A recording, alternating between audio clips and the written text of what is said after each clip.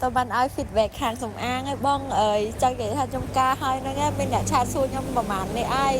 សួរថាចែកខ្ញុំយកសំអាងមកពីខាងណាស្អាតហើយតម្លៃម៉ានអីម៉ានអញ្ចឹងវាស្អាតវាស្អាតគ្រប់មុខហ្មងហើយអើយ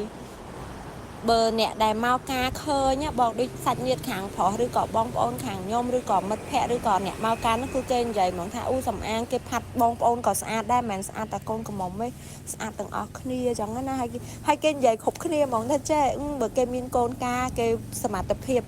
ដល់គេយកខាងបងដែរហើយអត់បានឲ្យ feedback បងស្អាតមែនបងខ្ញុំនៅតែត្រង់ថ្ងៃហ្នឹងការខ្ញុំចាប់ហ្នឹងប៉ុន្តែខ្ញុំនៅសម័យខ្លួនឯងនៅថ្ងៃការហ្នឹងខ្ញុំអត់និយាយលេងបងពេលទៅឃើញដល់ថ្ងៃការខ្ញុំ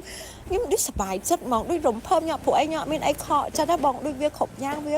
សឹងតែថាដូចសំអាងខ្ញុំរំពឹងតែត្រឹមប៉ុណ្នេះប៉ុន្តែវាចាញ់មកលើសអីដែលខ្ញុំរំពឹងឆ្ងាយបងហើយខ្ញុំក៏អត់នឹកស្មានថាមានអ្នកតសើច្រើនហើយមានអ្នកឆាតសួរខ្ញុំរឿងថាខ្ញុំយកសំអាងមកពីខាងណាស្អាតម៉េះអីចឹងណាបងស្អាតមែនគេនិយាយថា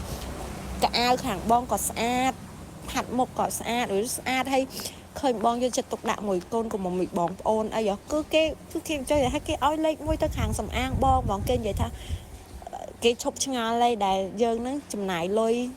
ទៅយកសំអាងពីពេញមកគេនិយាយចឹងណាស្អាតមែនបងហើយមិត្តភ័ក្ដិខ្ញុំអីសួរមកកណោហ្នឹងខ្ញុំក៏ឲ្យផេកខាងបងទៅគាត់ទៅតែខ្ញុំអត់ដឹងថាពួកគាត់តាក់ទងក៏អត់ទេណាគ្រាន់តែថាពេលគេសួរខ្ញុំគឺខ្ញុំណែនាំហ្មងបងខ្ញុំវល់រៀបរាប់ពីសំអាងបងឡើងអីឡើងចង់ហិចប្របែមកតែពួកអីខ្ញុំចង់និយាយថាខ្ញុំចង់អួតគេពីទំហំដែលខ្ញុំរើសសំអាងអត់ខុសរើសដេកូអត់ខុសគឺអត់ខុសទាំងអស់បងនិយាយទៅស្អាតមែនតើហ្មងសំអាងសឹងថាខ្ញុំចង់ការនេះខ្ញុំអូខេខ្ញុំការខ្ញុំចង់តែការម្ដងទៀតលើហ្នឹងហ្មងអត់ចាំយូរស្អាតមែនបងអរគុណសម្រាប់ការយកចិត្តទុកដាក់ខាងបងមកលើខាងបងប្អូនកូនកំមុំ